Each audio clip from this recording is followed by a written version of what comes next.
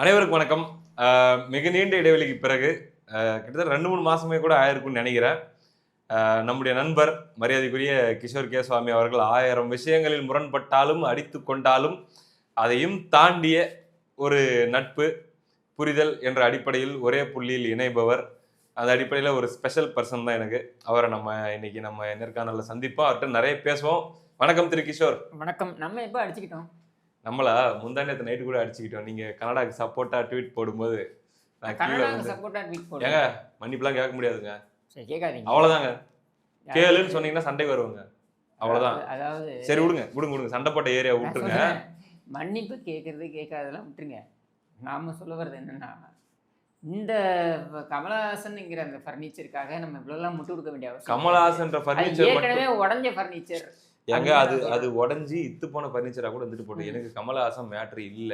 கமலஹாசன் தான் மேட்டர். கமலஹாசன் எனக்கு மேட்ரு இல்லைங்க. உங்களை வைத்து கமலஹாசன் உங்களை போன்ற உணர்வு கொண்டவர் சாமிஜி கமலஹாசன் செய்கின்ற வியாபாரம் இருக்கு இல்லையா, அதை தான் நான் உடைக்கிறேன். அதுக்காக மன்னிப்பு கேட்டலாம் முடியாது. விடுங்க, அந்த டாபிக் விடுங்க. நம்ம பேச வந்தது வேற. சொன்னது பேச வந்தது வேற. அதை பேசுவோம். இந்த ஏரியா விட்டுருங்க. அது எங்களுக்கு சென்சிட்டிவ்.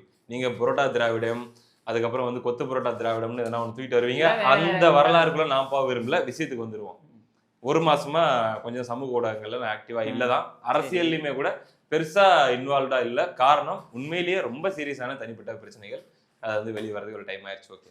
ஆனா இந்த ஒரு மாசத்துல அரசியல் பிரச்சலாக அல்லது தினந்தோறும் நம்ம பேசிக்கா ஃபாலோ பண்ணக்கூடிய நியூஸ் அப்படின்னு பாத்தீங்கன்னா இடி. ஏதாவது என்ன சொல்றது, வடிவேலு ஒரு காமெடியில் சொல்வாரு, பேசிக்கிட்டே இருக்கானே தவிர பாம்பை எடுத்து வெளியே விட மாட்டேங்கிறானே அப்படின்னு சொல்லி. அந்த மாதிரி வந்து பாத்தீங்கன்னா ஏதோ இறங்கி விட்டது ஈடி.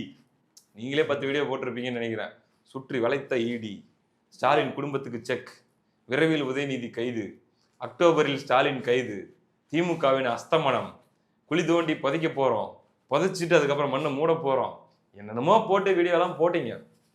அப்படியா, நிஜமாவா அப்படின்னு சொல்லி நாங்களும் பார்த்துட்டு இருந்தோம். ஆனா பாத்தீங்கன்னா அதுக்கப்புறம் அப்படியே ஒரு மாதிரி அமைதியா போயிடுச்சு. உண்மையிலேயே எதையாச்சும் பண்ண போறாங்களா? இப்போதைக்கு இது தற்காலிகமா நிறுத்தி வைக்கப்பட்டிருக்குதா இல்ல ஒரு 7-8 மாசத்துல எதுவும் எதிர்பார்க்கலாமா? நீங்க ஒண்ணு புரிஞ்சுக்கணும். இதுக்கு முன்னாடி இருந்த செயல்பாடுகள், அதாவது அமலாக்கத்துறையா இருக்கட்டும், சிபிஐயா இருக்கட்டும், இதற்கு முன்னாடி இருந்த செயல்பாடுகள், இப்போ காங்கிரஸ் கவர்மெண்ட்ல பார்த்தீங்கன்னாக்கா இடி வந்து இறங்கி செஞ்சாங்க திமுக. சரியா? உண்மையிலேயே காங்கிரஸ் செஞ்ச மாதிரியான டேமேஜ் வந்து யாருமே பண்ணது கிடையாது. சரி, ரைட்டு. அது ஒரு 10 வருஷம் நாங்க ஃப்ரீயா இருந்தோம். அதனால ஆனா என்னன்னா, உங்களுக்கு அந்த அமலாக்கத்துறையா இருக்கட்டும், சிபிஐயா இருக்கட்டும், இதை பர்சியூ பண்றதுக்கு இங்க ஆட்கள் வந்து இல்லாமல் இருந்தாங்க இதுக்கு முன்னாடி. பட் இப்போ நீங்க பார்த்தீங்கன்னா இவங்களை விடுறதா இல்லை. இப்போ உதாரணம் நீங்கள் எடுத்துக்கிட்டிங்கன்னா செந்தில் பாலாஜியோட வழக்கு. செந்தில் பாலாஜியோட வழக்கு எடுத்துக்கிட்டிங்கனாக்க, செந்தில் பாலாஜி சிறையிலேருந்து வெளில வந்து தியாகி அப்படின்னு ஸ்டாலின் வந்து பட்டம்லாம் கட்டினார். உன் உறுதி பெரிது, உன் தியாகம் அதனினும் பெரிது, அதை அதெல்லாம் இது பண்ணார் இல்லையா. அதுக்கப்புறம் அதை அடுத்த லெவலுக்கு இதை எங்களை கேட்பதற்கு ஆள் இல்லை அப்படின்னு சொல்லிட்டு இவங்க என்ன பண்ணாங்கன்னா, அவரை வந்து அமைச்சராக அப்படின்லாம் பண்ண உடனே பர்சீவ் பண்ணது யார் தெரியுமா? எல்லாரும் நினைக்கிறாங்க இடி பர்சீவ் பண்ணிச்சுட்டு. இடி பர்சீவ் பண்ணல, பர்சீவ் பண்ணது அதிமுக. உங்க குரூப்பு. ஏன்னா எல்லாமே அரசியல். சரியா? புரிஞ்சுக்கிட்டேன். ஸோ இதில் வந்து பார்த்தீங்கன்னா கரூரில் வந்து நாங்கள் சர்வைவ் ஆகணும் அப்படின்னா, அங்கே நடக்கக்கூடிய இந்த செந்தில் பாலாஜியோடைய அராஜக அரசியல் இருக்கு பாருங்க, இதை வந்து செக் வச்சு. ஸோ கரூருக்கு அதிமுகவுக்கு கரூர் வேணும். அதனால கரூர்ல செந்தில் பாலாஜியை வீக்கன் பண்ணணும். அதுக்காக நாங்க பாலிடிக்ஸ் தான் பண்றோம். ஆமா, பாலிடிக்ஸை எப்படி பண்றோம்? பர்சியூ பண்றோம். அதாவது பெட்டிஷனர் இருக்காங்க இல்லையா, கம்ப்ளைண்ட் இருக்காங்க இல்லையா, அவங்களுக்கு உறுதுணையா இருந்து நீங்க யோசிச்சு பாருங்க. செந்தில் பாலாஜி தியாகின்னு சிஎம் சொல்றாப்புல. சரியா? இதுல பெரிய கூத்து என்ன நடக்குதுன்னா, ஒரு ஜோசியர் செட்டப் பண்றாங்க. சேலம் ஜோசியரா? ஒரு ஜோசியர் செட்டப் பண்ணி அவர் தானே என்ன சொல்றாங்கன்னா, இந்த இவருக்கு இந்த உதவாநிதி வந்து அர்ஜுனனும், அந்த ஜாதகம் வந்து அர்ஜுனனோட ஜாதகம். இது நல்லா இருக்கு, சொல்லுங்க. செந்தில் பாலாஜிக்கு வந்து இந்த 10 ரூபாய் செந்தில் பாலாஜிக்கு கிருஷ்ணனோட ஜாதகம். சரியா? என்ன திருடுறவன்லாம் கிருஷ்ணன்னா, அப்புறம் கிருஷ்ணனுக்கு என்ன மரியாதை? சரியா?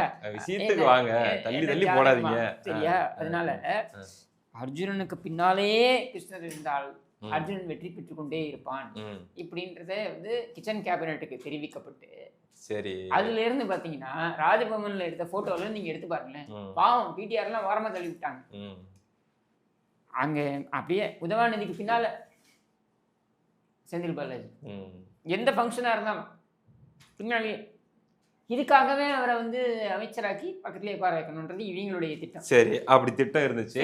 இப்ப ஜென்மத்துக்கு அமைச்சர் ஆக முடியாத மாதிரி நீங்க பண்ணிட்டீங்க. இப்ப என்ன பண்ணோம், பர்சீவ் பண்ணி சுப்ரீம் கோர்ட் வரைக்கும் எடுத்துட்டு போறோம். இது சுப்ரீம் கோர்ட் எடுத்துட்டு போகும்போது எவ்வளவு மிரட்டல் வரும்ன்றது உங்களுக்கு தெரியுங்க. ஏன்னா பெட்டிஷனர் சாதாரணமான ஆள், உங்களை மாதிரியும் என்ன மாதிரியும் ஒரு சாதாரணமான ஒரு நார்மல் பர்சனாலிட்டி, ஒரு சாமானியர் நீங்க. ஐ திங்க் வித்யா சரியா, அவங்க பேரை தான் பெட்டிஷன் ஃபைல் ஆயிருக்கும். அதை கொண்டு போய் அங்கே சுப்ரீம் கோர்ட்டில் கொண்டு போய் அதுக்கப்புறம் இடிக்கு நோட்டீஸ் கொடுத்து அதுக்கப்புறம் இடியை வந்து வாதாடுறாங்க. But main argument put forward பெயிலை கேன்சல் பண்ணணும் அப்படின்ட்டு. அப்போது இதை பெயிலை கேன்சல் பண்ணணும்னு சொல்லி கொண்டு போய் பெயிலை கேன்சல் பண்ணி செந்தில் பாலாஜி தூக்கிட்டு வெளில கொண்டு போய் வச்சுட்டோம். சரி, கரூரில் அல்லது வந்து இது வந்து ஒரு எக்ஸாம்பிள் சரியா. இப்போ என்னன்னா, நீ காம்ப்ளிகேட் பண்ண, நீ வந்து 1000 சாட்சிகளை கொண்டு வந்து நான் 1000 சாட்சிகளை சேர்ப்பேன், குற்றம் சாட்டப்பட்டவர்கள் எல்லாம் சாட்சியா சேர்ப்பேன், அதுவே அவருக்கு வினையா போச்சு, அதனாலதான் அவர் மினிஸ்டர் ஆக முடியாதுன்ற முடியாது. இனிமே நீ காலத்துக்கும் ஆக முடியாது. இந்த நிலைக்கு கொண்டு வந்தது யாரு? அதிமுக சரியா. இது ஏன் நான் சொல்றேன்னா, இது மாதிரி ஒரு ஒன்றையும் பர்சீவ் பண்ணிட்டு இருக்கோம். முன்னாடி நாங்க அந்த மாதிரி பர்சீவ் பண்ணது கிடையாது. பண்ணாமல் விட்டதன் பலன் தான் நாம அனுபவிச்சோம். இப்போ பார்த்தீங்கன்னா 2001 சில ஜெயலலிதா ஆட்சிக்கு வந்த உடனேயே நீங்கள் எடுத்து பெரிய பிரச்சனை பண்ணிக்கணும். என்ன, ஒரு சந்தன கட்டை விவகாரம், ஒரு குடவுனுங்க. இந்த குடவுனில் கிட்டத்தட்ட 100 கோடி ரூபாய். நீங்கள் யோசிச்சு பாருங்கள், 96லேருந்து 2001 ஆட்சி காலத்தில், நான் சொல்கிறது 96லேருந்து 2001 ஆட்சி காலத்தில் ஒரு சந்தன கட்டை குடவுனில் சந்தன கட்டைகள் 100 கோடி ரூபாய் பெருமானம் உள்ள சந்தன கட்டைகள் எரிஞ்சு போயிடுச்சு, தீ விபத்து அப்படின்னு சொல்லிட்டு. அதுக்கு 2 நாள் முன்னாடி அந்த சந்தன கட்டைகள் அத்தனையும் டிரான்ஸ்போர்ட் பண்ணி வெளில எடுத்துடுறாங்க. வெளில எடுத்து வேற மரக்கட்டைகளை உள்ள வச்சிருக்காங்க. ஏங்க, இது புஷ்பா 2 படத்துல கூட அந்த மாதிரி ஒரு சீன் வந்துச்சுங்க. அதுல இருந்தா வந்திருக்கும் சரியா. இது நேரடியாக ஸ்டாலினுக்கு தொடர்பு அப்படின்னு வருது. இப்போ இது என்ன பண்ணிருக்கணும், சிபிஐ விசாரணை வரைக்கும் கொண்டு போய் ஃபாரன்சிக்கில் நீங்கள் கொண்டு போயிட்டு எஸ்டாப்ளிஷ் பண்ணி சாதாரண மரக்கட்டைகளை தான் கொளுத்திருக்காங்க, சந்தன மரக்கட்டைகள் இங்கேருந்து அப்புறப்படுத்தப்பட்டிருக்கு அப்படின்றத எஸ்டாப்ளிஷ் பண்ணி இது யாருக்கு இந்த ட்ரெயில் போகும்னு அவங்க பர்சீவ் பண்ணியிருந்தாங்கன்னா கண்டிப்பாக அது ஸ்டாலினுக்கு போயிருக்கும். அன்னைக்கே ஸ்டாலின் இதுக்குள்ள வச்சிருக்கலாம். ஆனால் அப்போல்லாம் என்ன பண்ணாங்கன்னா, ஒவ்வொரு முறையும் அதிமுக ஆட்சிக்கு வரும்பொழுது என்ன பண்ணுவாங்கன்னா, சரி நீ போட்டோம் விட்டுருது. இப்படி விட்டது அவங்க நல்லவங்கன்றதை விட சரி, எப்பவுமே அதிமுக இந்த மாதிரி பர்சீவ் பண்றதுக்கு ஒரு லீகல் டீம் உட்காந்து பர்சீவ் பண்ணதே கிடையாது. டாகேட்லி பர்சீவ் பண்ணது கிடையாது. நீங்க சர்க்காரியாவே எடுத்துக்கோங்களேன், பர்சீவ் பண்ணிருக்கணும். நீங்க அவர் தான் விஞ்ஞான ஊழல்வாதின்றதை வந்து எஸ்டாப்ளிஷ் பண்ணாங்க. இந்த தடவை வெறியில இருக்கிறீங்க. இந்த தடவை வந்து அது கிடையாது. நீங்க இன்ஃபேக்ட் நீங்க எடுத்து பாருங்க, கூர்ந்து கவனிங்க.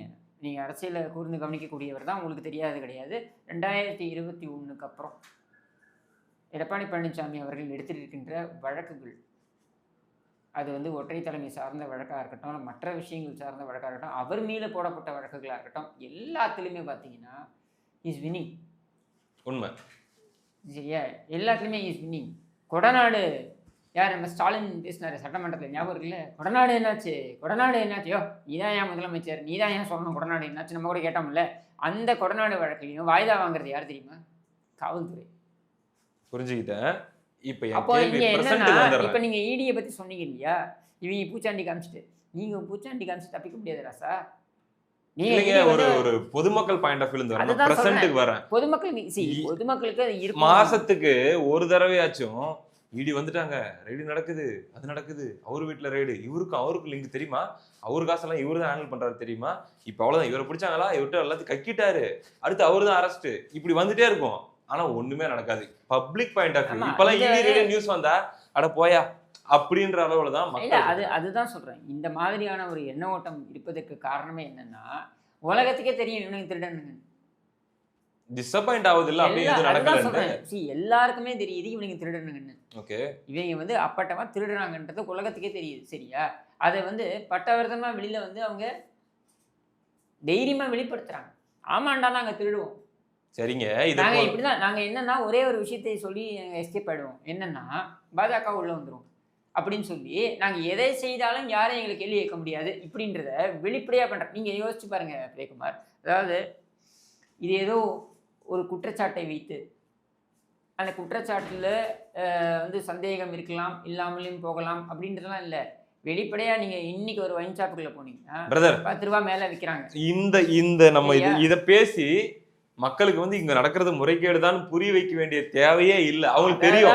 அவங்க கேக்குறது ஏதாச்சும் நடக்க போதா இல்லையா? அததான் நானும் சொல்றேன். இப்ப இந்த பிரஷரை தான் இப்ப மத்திய அரசாங்கத்து மேல நம்ம வைக்கணும். அதிமுக மட்டும் இல்ல, அதிமுக மட்டும் தான் பொறுப்பு இருக்கா? ஏன் மக்களுக்கு பொறுப்பு இல்ல? கூட்டணி பேச்சுவார்த்தை நடத்தும் போது முதல்ல வந்து அமித்ஷா அவர்கள்கிட்ட இங்க பாருங்க, திமுக விஷயத்துல இன்னும் கூட நீங்க கடுமையா இருக்கணும், இந்த ஒரு வருஷத்துக்குள்ள பல சம்பவங்கள் நடக்கணும், அப்பதான் இந்த கூட்டணியே மக்கள் நம்புவாங்கன்னு சொல்லி இபிஎஸ் அவர்கள் முறையீடு வச்சதாக கேள்விப்பட்டோம். அந்த அடிப்படையில் தான் நான் அதனாலதான் நான் சொல்றேன், நீ ஓபன் ஷட் கேஸா தானே இது இருக்கு. இது ஓபன் ஷட் கேஸ் எல்லாம் வேற என்னன்னு எடுத்துப்பீங்க. நீங்க விசாகன்ட்டு கைப்பற்றப்பட்ட அந்த மொபைலில் வேணா நீங்க சொல்லலாம், இது அவருடைய பேர்லயும் இல்லாத மொபைலு. எனக்கு அது எப்படி துணிச்சலா சொல்றாங்கன்னா, எந்த ஆதாரமும் சிக்கலைங்க, எதுவுமே சிக்கலை அப்படின்ட்டு, எதுவுமே சிக்கலை அப்படின்றதுக்காக ரத்தீஷ் கட்டுற 300 கோடி ரூபாய் வீடு இல்லைன்னு ஆயிடுமா? பிரதர், சென்னை ஆகட்டும், அதாவது தமிழ்நாடு ஆகட்டும், டெல்லி ஆகட்டும், சோர்சஸை ரொம்ப க்ளோஸாக ஃபாலோ பண்ணிட்டு இருக்கக்கூடிய ஒருத்தர் நீங்க, எனக்கு நல்லா தெரியும். ஜனவரிக்குள்ள தமிழக மக்கள் என்ன மாதிரியான காட்சிகளை எதிர்பார்க்கலாம்? ஒரு அப்ராக்சிமேட்டா நான் திரும்பவும் சொல்றேன், அன்னைக்கு சொன்னது தான் இன்னைக்கும் சொல்றேன், உறுதியா சொல்றேன். இந்த குடும்பத்திலேருந்து ஒருவர் கைது செய்யப்படுவது உறுதி. ஜனவரிக்குள்ள அக்டோபர் நவம்பருக்குள்ள. இன்னும் முன்னாடியே வரீங்க? முன்னாடியே வரீங்க. அக்டோபர் நவம்பருக்குள்ள. ஜனவரி வரைக்கும் ஏன் போகணும்? அக்டோபர் நவம்பருக்குள்ள இந்த குடும்பத்திலிருந்து ஒருவர் கைது செய்யப்படுவது உறுதி. ஒருவர் மட்டுமே கைது செய்யப்பட போகிறாரா, ஒருவருக்கு மேற்பட்டவர் கைது செய்யப்பட போகிறாரா அப்படின்றதான் வாதம். சரியா? இதுல எக்கு தொக்கா இவங்க மாட்டிருக்கின்ற விஷயங்கள் ஏராளம்.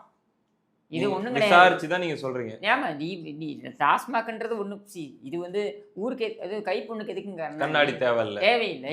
இது ஊருக்கே தெரிஞ்ச விஷயம். ஆனால் மற்ற விவகாரங்கள் எடுத்து பாருங்க, ஏகப்பட்டது.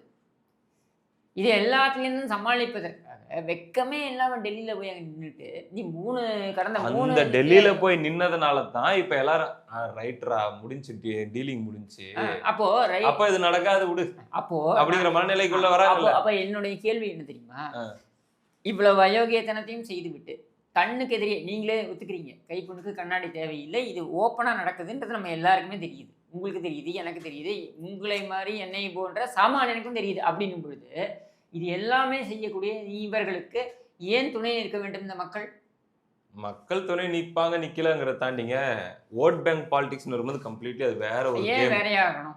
ஏன் வேற ஆகுது அப்படின்னா ஒன்றும் இல்லை, பாஜக அப்படின்ற ஃபேக்டரை காட்டி ஒரு 17% உள்ள போடு, இருங்க 17% உள்ள போடு, சீமான் அப்படின்ற ஃபேக்டரை காமிச்சு தெலுங்கு ஓட்டு ஒரு 7-8% தூக்கி உள்ள போடு, அதுலயே ஒரு 23-24 உறுதி பண்ணிக்கோ, மீதி ஒரு 10-15 நம்ம ஜெயிச்சிடலாம். அதைத்தான் நானும் கேட்கிறேன். நீ இப்ப இந்த 17% இருக்காங்கன்னு சொல்றீங்க இல்லையா, இந்த இப்ப சிறுபான்மை மக்கள்னு எடுத்துக்காங்க, ஏன் சிறுபான்மை மக்களுக்கு இது பாதிப்பு இல்லையா? அவங்க அதை பத்தி கவலைப்படல. அவங்க ஊழலை 2ஆம் பட்சமாகவும் மதவாதத்தையும் அல்லது வந்து பாஜக அப்படிங்கிறதையும் முதல் பட்சமாகவும் பாக்குறாங்களே. ஊழல் சம்பந்தப்பட்டது மட்டும் இல்ல, இது ஊழல் சம்பந்தப்பட்டது மட்டும் இல்ல, நீங்க திருட்டுத்தனத்தை நியாயப்படுத்துறது சம்பந்தப்பட்டது. சரியா? இது ஊழல் அப்படின்றது வந்து இங்க வந்து இந்தியா முழுக்க வந்து இருக்குங்க. எந்த அரசாங்கம் வந்தாலும் இங்க ஊழல் மலிந்த ஒரு அரசாங்கமாகத்தான் இருக்கு. சரியா? எந்த அரசாங்கமாக வேணா இருக்கட்டும், ஆனால் இது அது சம்பந்தப்பட்டது இல்ல Priyakumar. You have to go deep into it. Brother, அறுவை சிகிச்சை பண்ணா மட்டும்தான் சில நோய்க்கு தீர்வு காண முடியும், மருந்து மாத்திரை மூலமாக தீர்வு காண முடியாது. நீங்க நம்ம மக்கள்கிட்ட இப்படி அப்படின்னு சொல்லி டெக்னிக்கலா விளக்கி உன்னுடைய சுய அறிவுக்கு புரியுதா, உன் புத்திக்கு புரியுதா, இதுக்கு பின்னாடி எவ்வளவு இருக்குது தெரியுதா, இது என்ன நடக்குதுன்னு தெரியுதான்னு சொன்னாலும் அது ஒர்க் அவுட் ஆகாது. அவங்க பெரிய ஸ்கிரீன்ல பெரிய சம்பவத்தை பார்த்தாதான் சம்டைம்ஸ் கன்வின்ஸ் ஆவாங்க. 2011 1,75,000 கோடி அப்படின்னு சொல்லி எப்படி ஒரு பூதாகரப்படுத்தப்பட்டுச்சோ அந்த மாதிரி எதனா ஐ மீன் அது எப்படி ஒரு பெரிய பேசு பொருளாக மாறுச்சோ அந்த மாதிரி ஏதாச்சும் ஒண்ணு நடந்தா ஒரு கண் முன்னாடி நடக்குது. என் கண்ணு முன்னாடி நடக்கிறது இல்ல, என் கண்ணு முன்னாடி மொத்த பேரும் பேசணும், அப்பதான் நான் கன்வின்ஸ் ஆவேன். அந்த நிலைமையில தான் தமிழ்நாட்டுல இருக்கிறவங்க இருக்காங்க. அதைத்தான் நானும் கேட்கிறேன். அது நடக்குமா? அதைத்தான் நானும் கேட்கிறேன். இப்போ இங்கே 1 கோடி பேர் வந்து தினமும் ஏமாற்றப்படுகிறார்கள். அது வந்து 6 கோடி பேருக்கும் தெரியும். ஓட்டு போடுற 6 கோடி பேருக்கும் அது 1 தெரியும். கோடி பேரை தினமும் ஏமாத்துற. 1 கோடி பேர் டாஸ்மாக் போகிறான், 1 கோடி பேரை நீ தினமும் ஏமாத்துற. சரியா? தவிர்த்து இது ஒரு துறை, இது ஒரு துறை. நீங்கள் மணல் அள்ளுறதா இருக்கட்டும், இல்லை மற்ற விஷயங்களாக இருக்கட்டும், இது எல்லாமே எல்லா ஆட்சியிலும் நடக்குதுன்னு நீங்கள் நியாயப்படுத்திட்டு போகலாம். ஆனால் இந்த ஆட்சியில் என்ன பிரச்சனை அப்படின்றத நீங்கள் புரிஞ்சுக்கோங்க. இதை அடுத்த கட்டத்துக்கு கொண்டு போகிறாங்க. என்னன்னா, நாங்கள் எதை செய்தாலும் எங்களை கேட்பதற்கு ஆள் கிடையாது. கேட்டோம் ஜவஹர் அலி கதை நிறைய பார்த்துட்டோம். நான் மீண்டும் இந்த இடத்தில் கிஷோர் கேசாமி அவர்களிடம் என்னுடைய இந்த பேட்டி மூலமாக நான் கேட்க ஒன்றும் இல்லை. நான் ஒரு உதாரணம் கொடுக்குறேன் உங்களுக்கு. இருங்க பிரதர். ஒரே நாள் ஒரு நிமிஷம். ஒரே நாளில் 8 கொலை நடக்குது. சரியா? இருங்க முடிச்சிரு. 8 கொலை நடக்குது ஒரே நாளில். இதை மடைமாற்றம் செய்வதற்கு சென்சஸ் எடுக்கிறாங்க. ப்ளேம் பண்ணிட்டே இருக்கிறது மூலமா மாற்றம் வந்துரும் நீங்க நினைக்கிறீங்களா? அதைத்தான் நானும் கேட்குறேன். அதாவது இதை ப்ளேம் பண்ணிட்டே இருக்கிறதுன்றதை விட நீங்கள் அரசாங்கம் இதை எப்படி அணுகுறதுன்றது பாருங்க. இப்போ இதுவே வேற ஒரு ஆட்சியாக இருந்தால் என்ன நடந்திருக்கும்? ஒன்று டிஜிபி மாற்றப்பட்டிருப்பார். எனக்கு எல்லாமே புரியுதுங்க. என்ன கன்வின்ஸ் பண்றதுக்காக நீங்க பேசாதீங்க. நான் உங்களை கன்வின்ஸே பண்ணலங்க. நான் கேள்வி என்ன கேட்குறேன்னா, இங்கே என்ன நடக்குதுன்னா, அப்படியே டீலிமிட்டேஷன் அப்படின்னு வச்சு இதுக்கு பார்த்தீங்கன்னா மீடியா வைத்து பண்ணுவாங்க. எங்களுக்கு மீடியா இருக்குது, கெப்பாசிட்டி இருக்குது, வாய் உருட்டுறதுக்கு வாய் நான் சொல்கிறேன். இப்போ இனி அந்த உருட்டல, இப்போ இந்த உருட்டலை எத்தனை காலம் மக்கள் கேட்டுக்கொண்டிருக்க போகிறார்கள்? கேட்டு தானே இருக்கிறாங்க.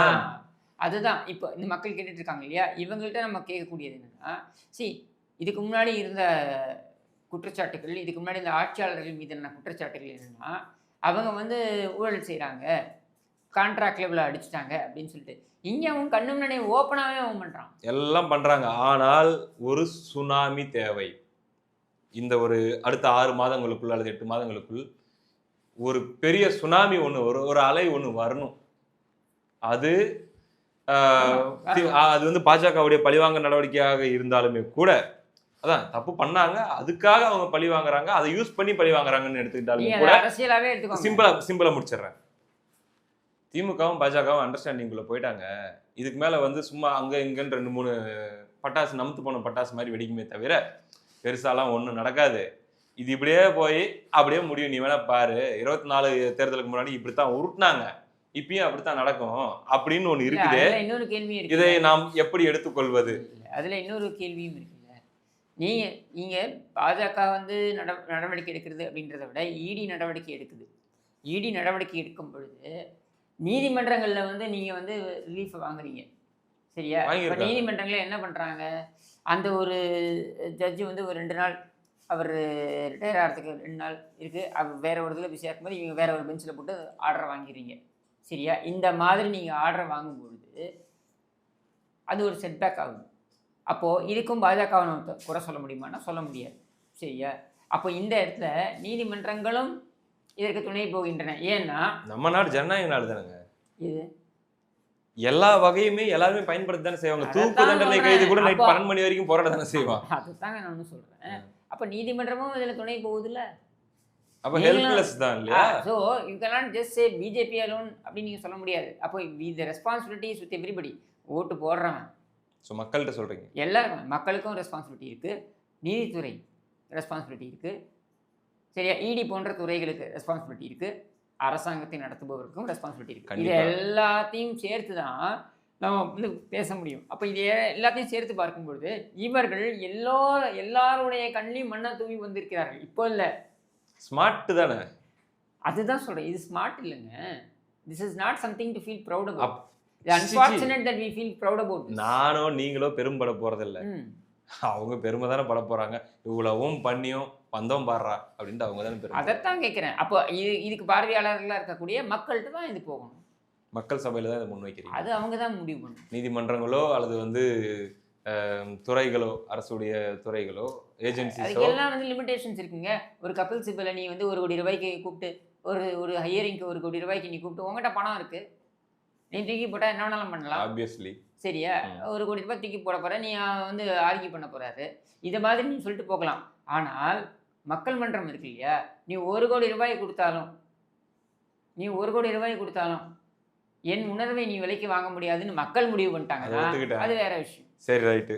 மீண்டும் கேட்குறேன், அக்டோபருக்குள்ள திமுகவின் தலைமை குடும்பத்திலிருந்து ஒரு கண்டிப்பாக ஒருவர் கைதாவது உறுதி. யார் அப்படின்றது தான் இப்போ கேள்வி. ஒருவர் மட்டுமா? அப்படி ஒருவர் மட்டும் என்றால் அது யார்? இது வந்து உங்க விருப்பம்னு எடுத்துக்கலாமா, இல்லது உங்களுடைய நீங்க எல்லாத்தையுமே அப்சர்வ் பண்ணி விசாரிச்சது மூலமா வந்த தகவல்னு எடுத்துக்கலாமா? 100% என்னுடைய விருப்பம்.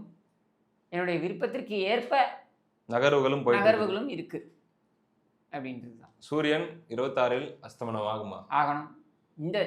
இது சூரியன் கிடையாது, இது சூனியம். நான் கேட்கறது உதயசூரியன் அப்படின்னு ஒரு சின்னம் வச்சிருக்காங்கல்ல, அதை வச்சுட்டு போட்டோம். ஆ. இது கண்டிப்பாக இது அப்புறப்படுத்தப்பட வேண்டும். இந்த கும்பல் அப்புறப்படுத்தப்பட வேண்டும். இதுக்கு அப்புறப்படுத்துவதற்கான அத்தனை நடவடிக்கைகளும் நடந்து கொண்டு வேண்டும்னு சொல்றதுக்கு கோடி பேர் இருக்கலாம், ஆனா நடக்கும் அப்படின்னு சொல்றதுக்கு ஒரு சிலர் தான் இருக்கிறாங்க.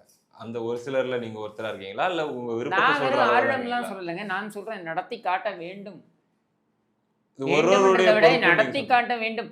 நடத்தி காட்ட வேண்டும் என்று நினைக்கக்கூடிய, அதற்கு என்னென்ன செய்ய முடியுமோ அதை செய்யக்கூடிய டீம்ல தான் நான் இருக்கணும்னு நினைக்கிறேன் தவிர்த்து, வெளியில இருந்து இது இப்படி நடக்கும் அப்படி நடக்கும்னு ஆரிடம் சொல்லிட்டு போறதுக்கு நான் கிடையாது.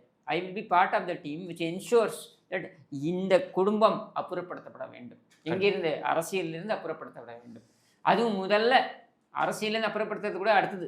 முதல்ல ஆட்சியிலிருந்து அப்புறப்படுத்தப்பட வேண்டும். ஆட்சியிலிருந்து அப்புறப்படுத்தப்பட வேண்டும் என்றால் எதிரில் தாங்கள் தான் திமுகவுக்கு போட்டியாளர், எதிர்க்கட்சி அல்லது வந்து ஆல்டர்னேட்டிவ், எங்களால் தான் வீழ்த்த முடியும் அப்படின்னு சொல்லிட்டு இருக்கிற அதிமுக அணி, இப்பொழுது என்டிஏ கூட்டணி அல்லது வந்து பாஜக கூட்டணி உறுதி செய்து வைத்திருக்கிற அந்த அணி இன்னுமே கூட சில ஏரியாஸை கவர் பண்ணாம தான் இருக்காங்க. இது இந்த பேட்டியில் இது தொடர போடுறது இல்லை, நம்ம அடுத்த டிஸ்கஷனில் அதை வச்சுப்போம்.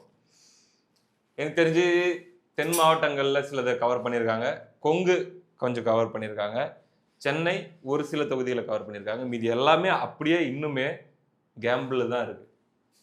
என்ன நடக்க போகுது? பாமக என்ன பண்ணிட்டு இருக்கிறாங்க? தேமுதிக வரப்போறாங்களா இல்லையா? விஜய் வருவார்னு ஒரு பக்கம் சொல்லிட்டு இருக்கிறாங்க. எப்படி அந்த 118+ அப்படிங்கிற அந்த நம்பரை அதிமுக கூட்டணி எடுக்க போறாங்க அப்படிங்கிற அந்த விஷயத்த நம்ம அடுத்த அமர்வுல நம்ம விவாதிப்போம். நிறைய இருக்குங்க கேட்கறதுக்கு, கண்டிப்பா பேசுவோம். இவ்வளவு நேரம் உங்களுடைய நேரத்தை ஒதுக்குறதுக்கு மிக்க மிக்க நன்றி.